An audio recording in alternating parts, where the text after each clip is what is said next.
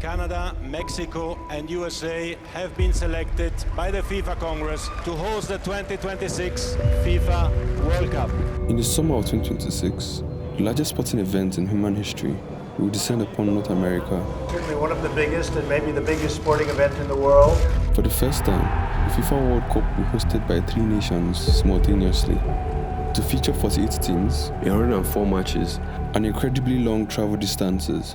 But beneath the flashy promos, the World Cup is here. PR26 lies a web of peculiarities, from a public transit crisis to a revenue model that has host cities wondering why they signed up in the first place. Today, we're looking at the invisible systems that will either make or break the 2026 World Cup.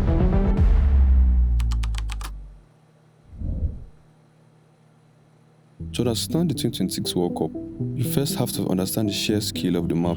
Qatar was essentially a city-state World Cup. You could stay in one hotel and see every match. In 2026, the largest distance between stadiums, which is between Hard Rock Stadium, Miami, and BC Place, Vancouver, is nearly 4,500 kilometers. FIFA's solution to this is regionalization. They've divided the 16 host cities into 3 regions: West, Central, and East. The idea is that teams will stay within their cluster for the group stages. But once the knockout rounds begin, the regions are dissolved. A team could play a round of 32 match in Houston and then be expected to fly to New Jersey for the round of 16 match, which is a 3 hours 30 minutes flight. This isn't just a concern for the players, it's a dilemma for the fans. In Europe or Qatar, you could take a train. In North America, you have to fly. And this brings us to another issue.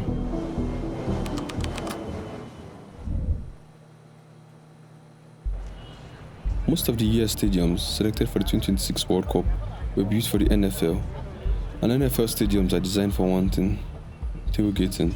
A pre-game ritual where fans gather in stadium parking lots a few hours before kickoff to socialize, eat, and drink from their vehicles.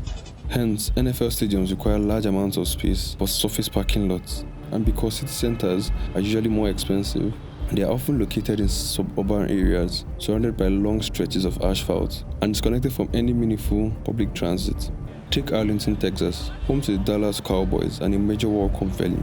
Arlington is famously the largest city in America, without a comprehensive public bus or rail system. For a local NFL game, 80,000 people driving their own cars is a norm. For a World Cup, where 100,000 international fans arrive without cars, it's a recipe for gridlock. The US Department of Transportation announced $100 million to help host cities beef up their transit. It's enough for some temporary shuttle buses and a few extra signs, but it won't fix the fundamental lack of view.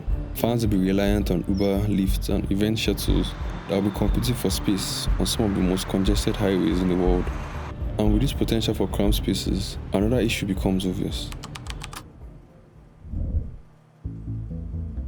For events as big as the World Cup, security is always a major concern. FIFA expects world-class security, but they don't want to pay for it. As such, some hosts have raised concerns about their ability to meet such requirements due to security costs.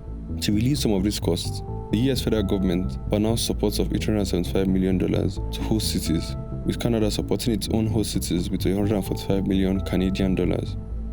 With tensions in the Middle East between the US and Iran, we can expect a cold welcome to the Iranian delegates. The president of the Iranian Football Federation, Mehdi Taj, already had an incident in Canada during the FIFA Annual Congress held in April.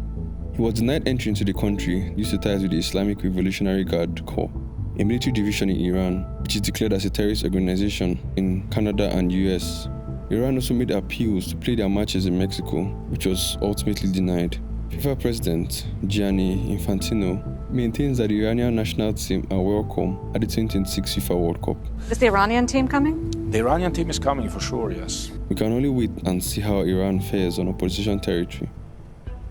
The prestige of hosting a World Cup is a reality most host cities welcome with open arms. But is it actually worth it? The 2026 World Cup is estimated to bring in record financial numbers. FIFA is projected to bring in over $11 billion this cycle, the highest revenue ever realized from a FIFA tournament. This is realized from ticket sales, broadcasting rights, global sponsorships, and in many cases, money from stadium concessions and parking, which goes directly to FIFA. So the host cities cover the cost of stadium operations, security, and transit, what do they actually get?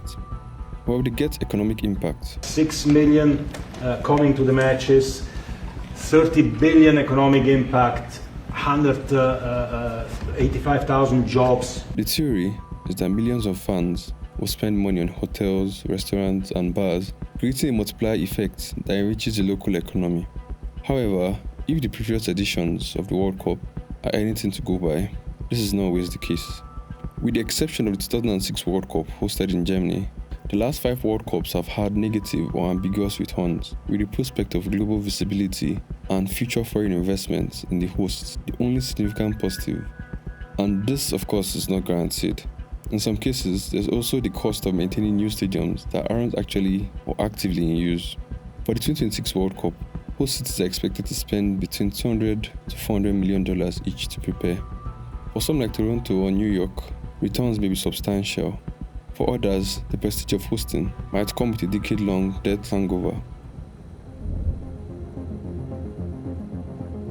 Despite all of this, the 2026 edition of the World Cup might just be the most iconic one yet, because this tournament was never supposed to be simple. You can't host 48 teams, millions of fans, and the largest sporting event on earth across an entire continent without some form of friction. Delays are bound to happen, some airports will be overwhelmed, and somewhere a fan will probably miss kickoff because their shuttle got stuck in traffic. With more teams and more matches, there will be more of everything: iconic goals, comebacks, tension, celebration, and so much more. The long-awaited tournament kicks off on the 11th of June 2026. May the best team win.